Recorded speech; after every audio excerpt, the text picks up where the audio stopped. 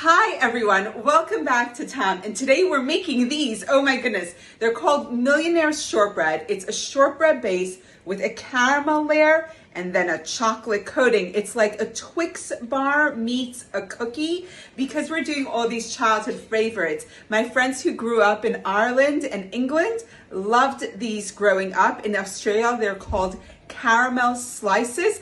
I don't know why we didn't have them in America, but we should have. So stay tuned and follow along as we make these amazing, delicious treats that you don't have to be young to enjoy, maybe just young at heart. They have a little bit of a salt topping, which is delicious. So the first thing we need is our baking tin. This is a 9 by 13. It's 20 by 30 centimeters, 9 by 13 inches, and I've lined it with 2 pieces of aluminum foil, one going this way, the other one perpendicular, and then I've sprayed it with some non-stick spray. That is ready. Into my bowl for my shortbread, which is the bottom layer, goes in 2 cups of flour, 180 grams of butter. We'll have all the exact ingredients up, not to worry.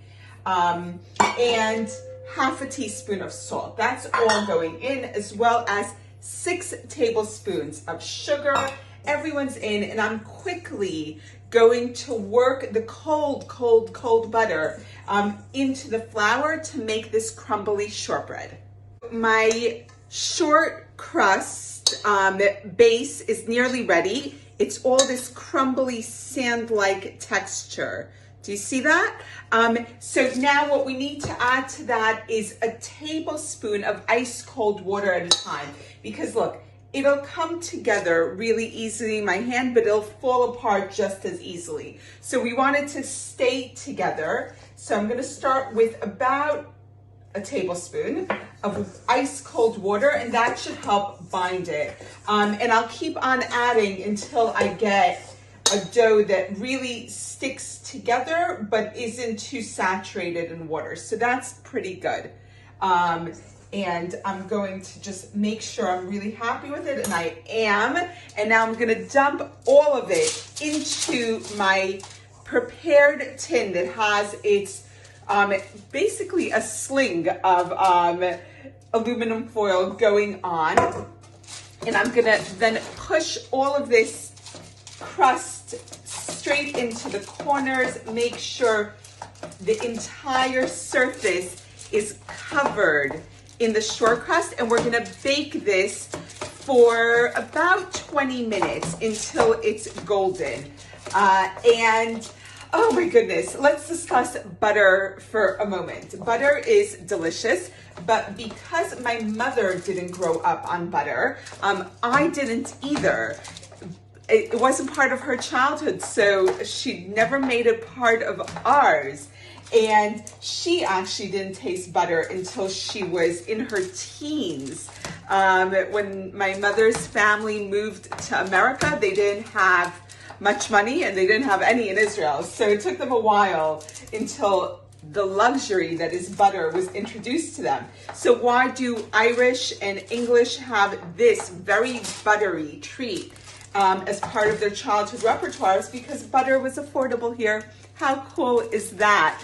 All right, so this is all pressed in. I'm gonna take a fork and just make a few little indents all over to make sure it doesn't puff up. But this is going into the oven now for about 15 to 20 minutes. Our shortbread is baking in the oven. I'm so excited about this. And now we're gonna make our caramel filling. So in my pot, I have 1 can of sweetened condensed milk.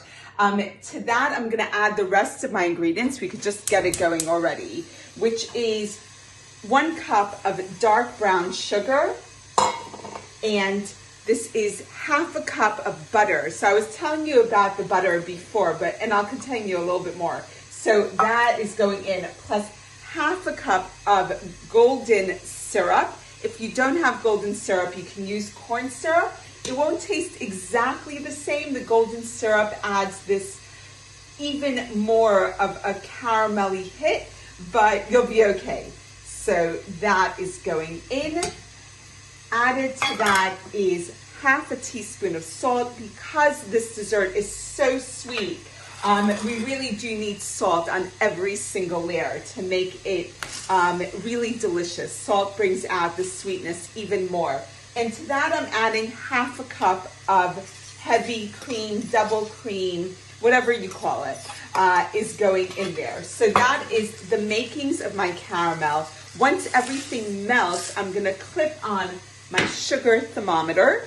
If you don't have one, that's okay for this recipe. What I'm looking for in the sugar thermometer is the soft ball phase, which is about 236 to 240 degrees Fahrenheit, or a very deep, dark amber color in your caramel.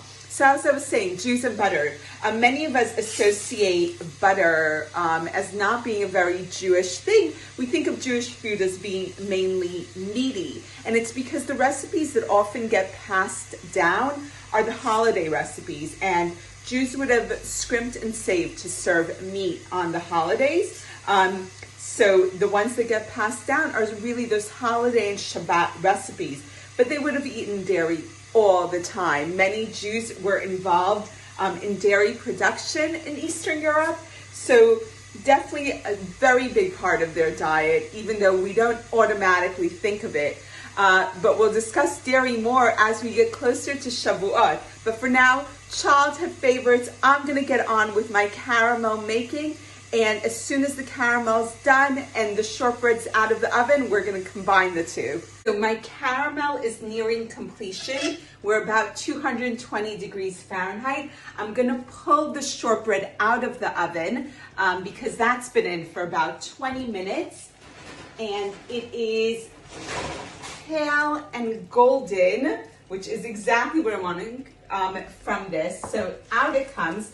And I'm going to actually compress the shortbread a bit. Let's turn off the oven since we don't need it anymore.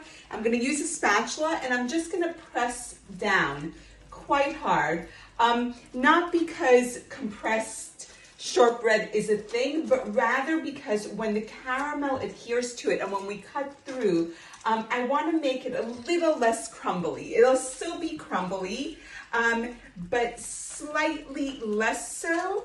And we'll get a slightly more uniform cookie. But this is an unnecessary step if you don't mind your cookie crumbling. The cookie crumble saying fits in very well here. So I'm just going around compressing this and waiting for my caramel to come to temperature.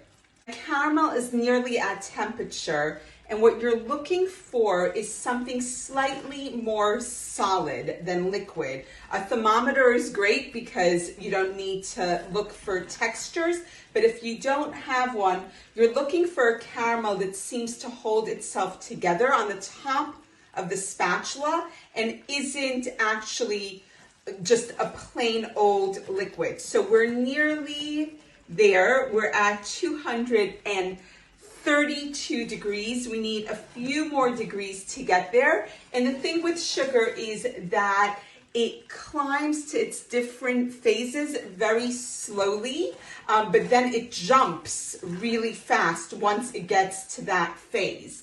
So that is why you need kind of like a Hawkeye thing going on here to get just the right temperature, but consistency is also key. So we're nearly there.